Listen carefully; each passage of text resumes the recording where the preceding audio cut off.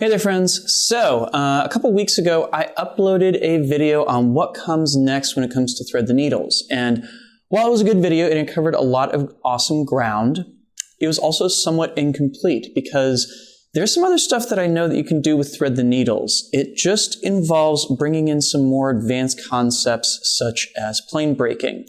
So I wanted to share with you all what that looks like today. Drex here from Drex Factor Poi, sharing with you the love of poi spinning and flow arts to benefit your body and brain. And today, I'm going to share with you some exotic uses for thread the needle. Before we dive in, of course, I just want to give a quick shout out to the friends of the channel. Big thanks to Dark Monk, Flow DNA, Flow Fests, Flow Toys, Juggling Calling, Pyroterra Light Toys, Spinballs, and Ultrapoi for helping to make the videos on this channel possible. You can learn more about all these amazing companies and the work that they're doing to support flow artists like yourself by checking out the links that I've got down in the description of this video. And a special thanks to the first non-business friend of the channel, Johnny Howard. Thanks so much for your support, Johnny. So normally I do my walk and talks when I have topics that I want to talk about, like vlogging or the like. I thought I'd try something a little different today and try and do a little walk and talk when it came to some actual poi technique in a tutorial. Let's see how it goes. Now this may turn out to be an extraordinarily bad idea, both because it is quite cold outside and also there's some construction going on my building. But hopefully I will be able to chat with y'all in a spot where I'm able to perform and not get too cold and there's not too much background noise. Keep your fingers crossed. All right, so I'm hoping that most of y'all are familiar with the concept of a thread the needle. That is a butterfly-based trick where you're switching which poi plane is in front / on top at any given time. Now, thing is that, they're gonna let me through here? They're gonna let me through. Yay, crosswalk. Now, the thing is, one of those things that's kind of hidden inside of a thread the needle is that there's this little thing that we call a cross point. Now, cross points are really important when it comes to things like weaves, of which a thread the needle technically qualifies somewhat.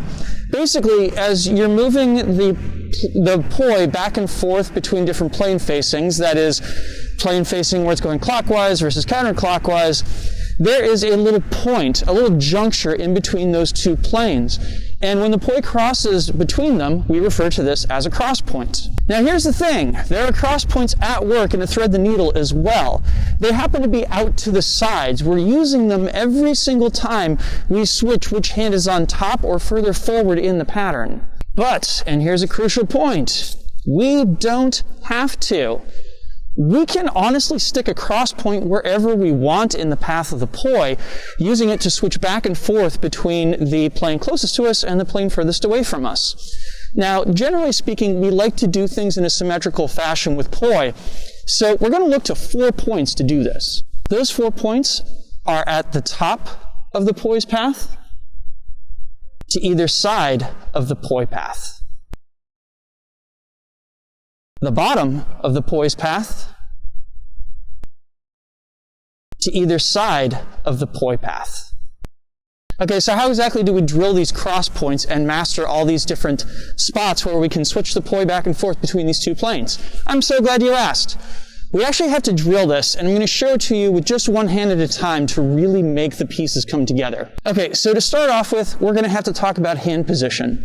Normally when we do a thread the needle, our hands are more or less staying together. In this case, however, we're going to need to open up a little cavity of negative space in between our two elbows. Basically, we're going to create a little cup with our arms, yeah? Now we need to visualize where these 4 cross points are going to be. With my right hand, I'm going to visualize cross points at the top, left, bottom, and right-hand sides of myself. Okay, so now let's drill our first cross point. Since we kind of already know it from doing a thread the needle, let's go ahead and do this from a perspective where we're doing the cross point over on our right-hand side here, that is our native side. This is going to mean that I'm going to do a little circle with the poi in front of me, and then I'm going to let the poi come around and drop in between my arms before coming right back out in front of me. If you already know thread the needle, this is going to feel relatively intuitive. The only change here is that the poi at one point passes in between your arms. Do note here that when the poi comes up in between your arms, it's going to be on the non-native side rather than the native side. Okay, now let's drill the cross point over on the non-native side. It's going to start off pretty similar to the one we did on the native side, but with one difference. Rather than the poi coming up through the non-native side in between our arms, it's now going to come up through the native side in between our arms. Otherwise, this feels pretty similar. We're just focusing on making that cross point happen over to the left rather than the right. Cool. So thus far, this is not a major tweak on anything that we don't already know from our thread the needles. But we're going to have to do the top and bottom points now too. Okay, so the top point is kind of tricky. Basically what you're going to do is let your poi get in a downbeat in front of you, and as it comes up and around, you're going to pull it back towards yourself so it comes down through the non-native side of that little bowl between your hands and then back up through the native side before finally exiting out in front of you. This can take a little bit of practice, so give yourself some time with this one. For my money, probably the least intuitive one is the bottom one. That is when you're doing the cross point at the bottom of the pattern rather than at the top or either side. So let's take a look at that one. All right, so to get down the bottom cross point, you're basically going to have to reverse a lot of the information that you had for the top cross point. That is, you're going to want to get in an upbeat with the poi in front of your hands, and as it goes down and around, you're going to want to pull it back behind your hands to come up through the native side and back down and out through the non-native side. You basically get in an upbeat in between your arms, just like you do outside of your arms. Okay, so now it gets super weird because we got to drill them with both hands at the same time. Now bear in mind, there's a couple different ways that we can do this, because we can have the poi both using the same cross point, we can have them using the opposite cross points, or we can have them using completely different cross points, depending upon what effect we want to go for. I'm going to show you all what it looks like when you have the poi doing the same cross points, going to each of those 4 points, and when they're on opposite cross points too.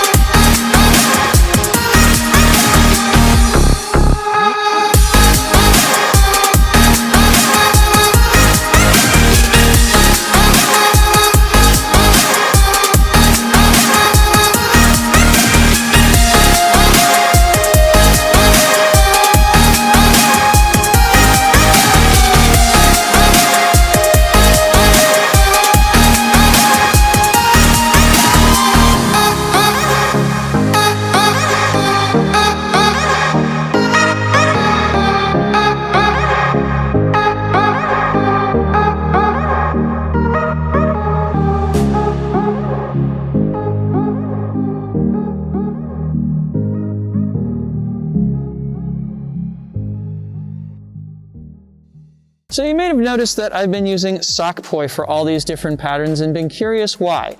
The answer is that Ultrapoi are actually really well suited to doing inside planes, or inversions as some people like to call them. Not only are they pretty soft, but they have a really narrow profile, so they fit in those spaces between your arms a lot better. I'm a fan of drilling inversions with them. This particular set comes from Ultrapoi. They're based out of Russia. Katya Stakhanova, One Day Spin, makes these. I highly recommend them. If you'd like to grab a pair for yourself, you can use the promo code DrexFactor with a 0 instead of an O at Ultrapoi's Etsy shop, which I'm going to link to down in the description. So, of course, the elephant in the room here is that you can do all these different things in other timing and directions too. I just started this off with thread the needles because, quite frankly, I think that thread the needles are kind of an obvious place to start here, but you can also start with your poi in split time same direction, split time opposites, or together same, and see what comes of that. I'm not going to show those off in this video. If you want to see those, though, you can leave me a comment and let me know, and I might do a follow-up. In the meantime, if you got anything out of this video, please remember to give a like, comment, share, and subscribe, both to help other people find it as well as to help my channel grow and to keep the conversation going. And huge thank yous are in order because this video would not be possible without the kind support of these amazing people right here. These are my Flow patrons over on Patreon, and they, along with the people listed down in the description, help to make this video and all the videos on my channel possible, and I really appreciate them. If you love this mission of mine, that is creating these flow videos to get the whole world up and connecting with their brains and their bodies, you can help me out in it by heading on over to patreon.com/DrexFactorPoi and signing up. There you can get early access to all of my content, as well as a say in what topics I tackle in the future, plus some great extras and behind the scenes stuff too. So go and check that out, please and thank you. And now I'm gonna go back inside and get warm. Thanks for playing along with me, everybody. I'm gonna leave links to some other tutorials that you may enjoy down in the description, as well as up on screen if you're watching this video on YouTube. Make sure to get some flow in today, not necessarily outside, as I've discovered, but either which way, I will see you with a new video on Friday. Peace.